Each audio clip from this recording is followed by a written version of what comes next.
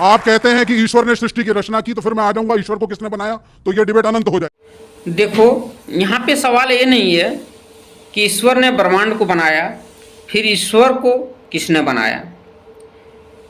ये सवाल उतना मायने नहीं रखता है, क्योंकि यहाँ पे मनुष्य की जो सोच है, उसका जो सुविधा है, उसकी जीवन यापन की जो शैली है, अपने अपने हिसाब से जिसने जैसे प्रकृति को अनुभव किया है या कुछ ना अनुभव किया हो, वो अपने अपने हिसाब से अपने अपने बातों को रखता है, चाहे वो साइंटिस्ट हो, चाहे वो धर्मशास्त्री हो, चाहे कोई आम आदमी हो। तो अपने अपने धारा में सब कोई बहते चले जाता है, अपने अपने तर्क रखते हैं। बात इस बात को लेकर नहीं है कि ईश्वर ने ब्रह्मांड को बनाया, फिर ईश्वर को किसने बनाया। दरअसल बात यह है कि जिस चीज़ को मैं महसूस करता हूँ, जिसको मैं जानता हूँ, उसको मानना ज़्यादा नज़दीक की बातें होती है, ना कि जिससे मैं अब परिचित हूँ उसको मानना ज़्यादा नज़दीक की बातें होती है। हम लोग प्रकृति के अंदर हैं, प्रकृति को जानते हैं, प्रकृति को महसूस करते हैं, इसीलिए हम लोग ईश्वर को मानते हैं। और जिसने इस बात का खंडन करने की कोशिश करता है, कोई बोलता नहीं। धर्मशास्त्र बोलता है कि ईश्वर ने ब्रह्मांड को बनाया, जबकि साइंटिस्ट बोलते हैं कि बिग बैंग से इस ब्रह्मांड का रचना हुआ।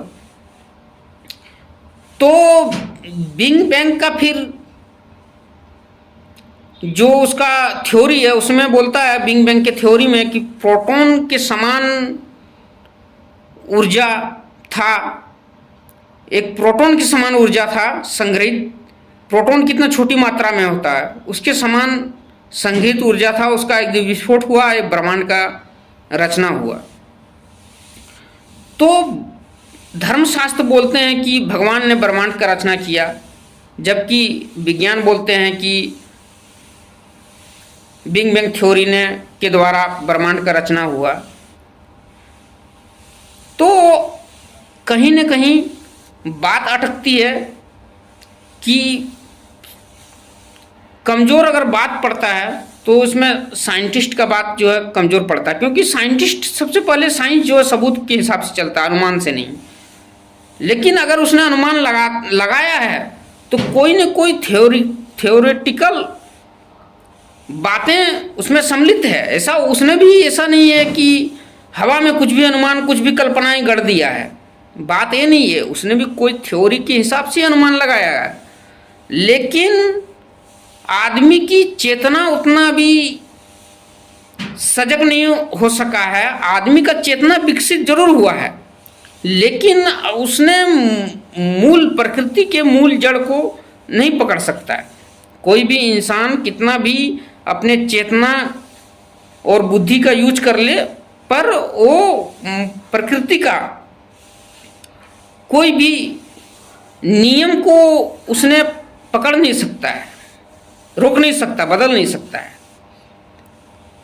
प्रकृति के नियम को जान नहीं सकता, क्योंकि उसने प्रकृति के नियम को जान गया। कोई भी बुद्धिमान व्यक्ति हो, कितना भी बड़ा साइंटिस्ट हो, या कितना भी बड़ा धर्मशास्त्री हो, कितना भी बड़ा सन्यासी हो, या कोई भी जिसने भी जो भी ईश्वर मतलब ईश्वर के रूप में महापुरुष जो मेरे धर्म ग्रंथों में अध्ययन है, चाहे हिंदू धर्म ग्रंथ हो, ईसाई हो, चाहे वो क्या बोलते हैं बाइबल हो, चाहे कोई भी धर्म ग्रंथ हो, या जो भी ईश्वर आए हैं, अल्लाह आए हैं, या वो जीसस आए हैं, जो भी आए हैं, जो भी साइंटिस्ट बना है, कोई भी प्रकृति के नियम को नहीं समझ पाया है।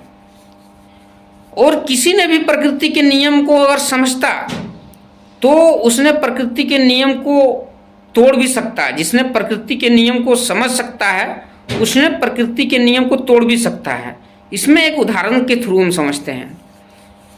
कि धर्मशास्त्र ने बोला कि जो ब्रह्मांड का रचना हुआ भगवान ने किया, ईश्वर ने किया, जबकि साइंस बोलता है बिग बैंग के थ्योरी, मतलब बिग बैंग के थ्रू ब्रह्मांड का रचना हुआ है। क्या अनुमान लगाएगा? इस बातों का विवरण ना ही धर्म ग्रंथ में है और ना ही साइंटिस्ट ने पता लगा पाया है कि मनुष्य का जन्म, मनुष्य की चेतना कहाँ से आता है। जन्म का प्रोसेस तो मालूम कर लिया है, लेकिन मनुष्य की चेतना कहाँ आता है, प्रकृति का नियम है। जब उसने मनुष्य की चेतना का पता नहीं लगा पाया तो पृथ्वी के बारे में क्या पता लगाएगा, ब्रह्मांड के बारे में क्या पता लगाएगा कि ब्रह्मांड का जन्म कैसे हुआ, उसका अनुमान क्या लगाएगा और उसके बारे में क्या जानने की कोशिश करेगा। आदमी अगर प्रकृति के नियम को जान जाए, इसके थ्रू आप समझ लो, अगर मनुष्य का कैसे मनुष्य पैदा होता है, इसकी पूरा प्रोसेस विज्ञान के पास है, पूरा प्रतिक्रिया है। अब पूरी एक से एक इसका शुरू से अंत तक पूरा मतलब सबूत भी है कि मनुष्य का ऐसे ऐसे जन्म होता है, लेकिन उसकी चेतना कहाँ से आया, किसी के पास सबूत है? कोई इसको खोज कर पाया है? यही प्रकृति का नियम है। और प्रकृति आपने आप में इतना मतलब बातों को उलझा के रखा है, प्रकृति ने अपने आप में इतना बातों को उलझा के रखा है कि कुछ भी यहाँ पे साफ साफ नहीं है।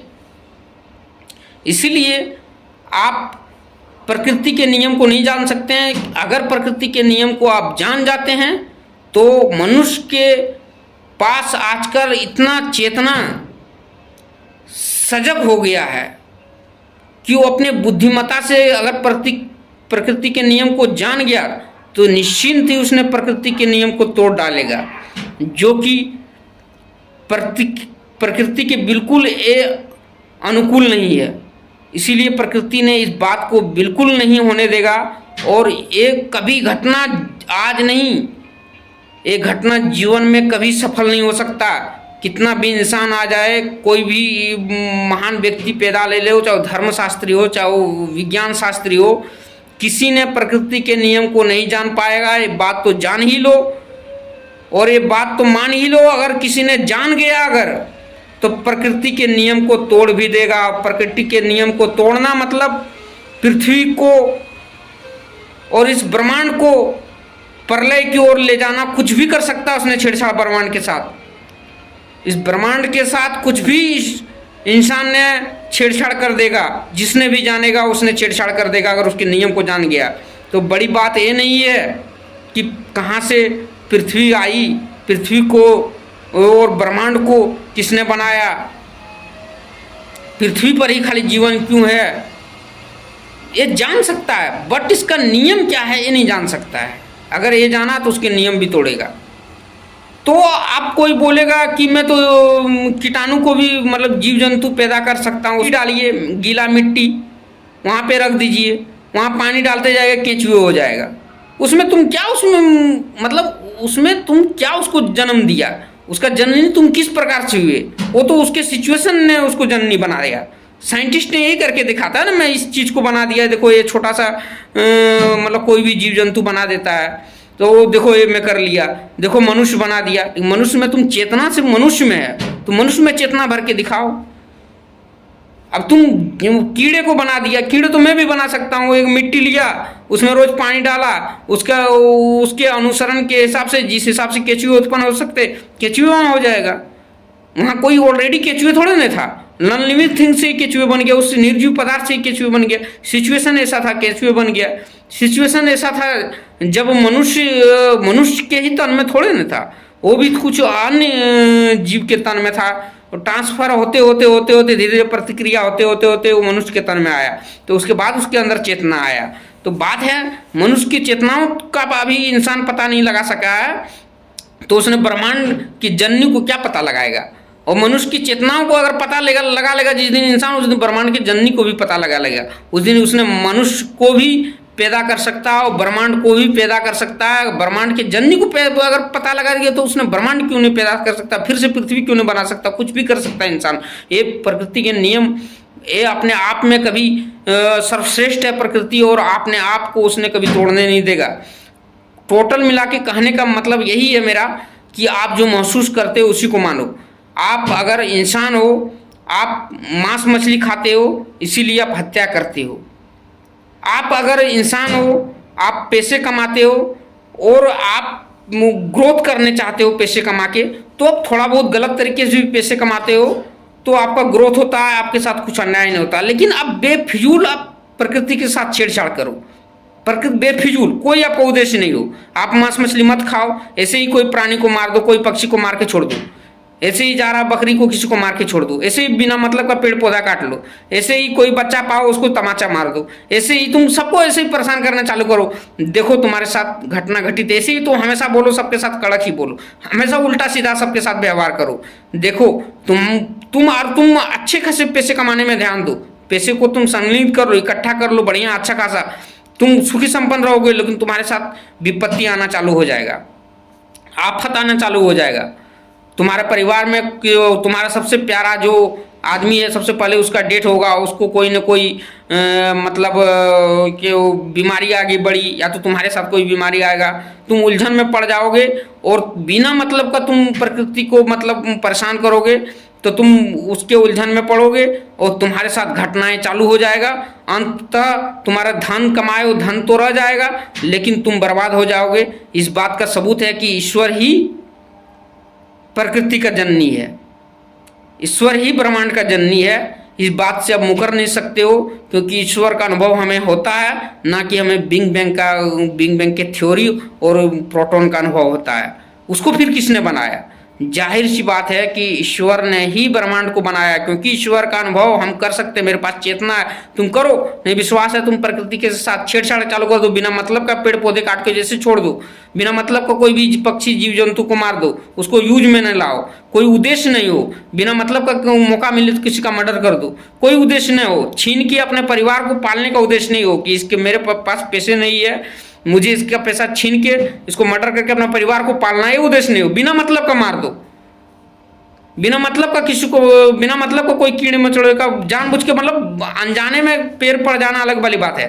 अगर कोई चींटी दिखा, अगर कोई ऐसा जो पैर से मसलने वाला प्राणी दिखा, तो अनजाने में पड़ जाना अलग वाली बात है, लेकिन आपको दिखा उसको मसल दो, बिना मतलब का तुम बदमाशी करो प्रकृति के साथ। देखो तुम्हारा 2 साल के अंदर तुम बर्बाद हो जाओगे, चाहे आप कितना बड़ा धनवान व्यक्ति क्यों नहीं हो।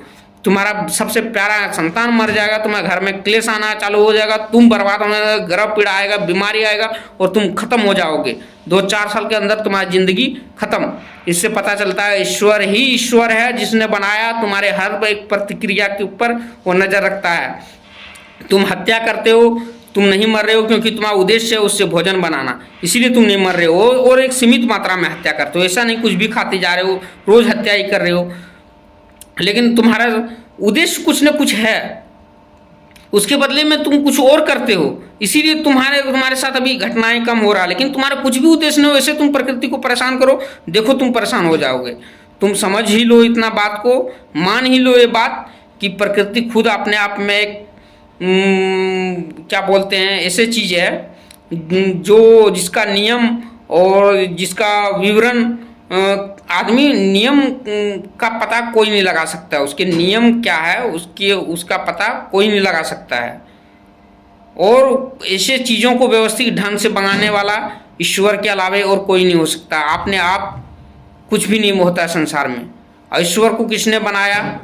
तो ईश्वर को किसने बनाया ये बात तुम जान ही लो, इस बातों को कि अगर तुम्हारे पास कोई बड़ा बीमारी, कैंसर जैसा बीमारी हो जाए, या कोई किडनी फेल हो जाए, कोई ऐसा बड़ा बीमारी हो जाए तुम्हारे पास तुमको, और डॉक्टर ने तुमको बताया हो कि तुम 4 महीने के अंदर मर जाओगे और निश्चिंत ही मर जाओगे, तो फिर बताओ तुम्हें उस दिन पता चलेगा कि किसने ब्रह्मांड को बनाया है। जिसने भी ऐसा क्वेश्चन करता है ना, खुदा खास्ता उसको कोई बीमारी ऐसा जकड़ ले और उसको डॉक्टर ने बोले कि तुम 3 महीना ही तुम्हारा आयु है, तुम मर जाओगे, उस दिन उसका सभी तर्क शास्त्र और धर्म सब गांड में घुस जाएगा।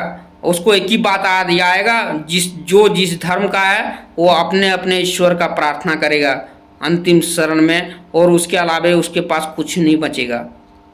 मोह माया तो रहेगा ही, साथ में बस हे ईश्वर बचा लो, हे ईश्वर बचा लो, हे ईश्वर बचा लो।